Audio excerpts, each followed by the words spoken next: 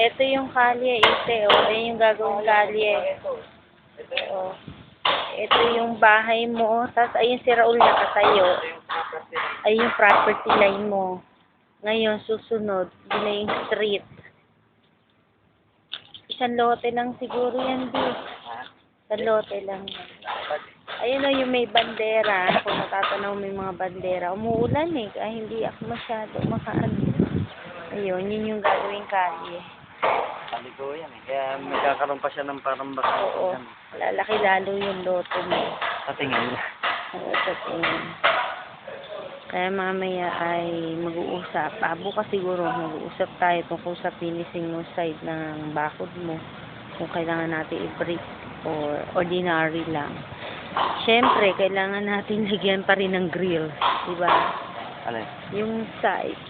Para, kasi kailangan maganda dahil nga. Babagay natin sa ano. Babagay. Hindi. Papares natin sa harap kaso wala ng bricks.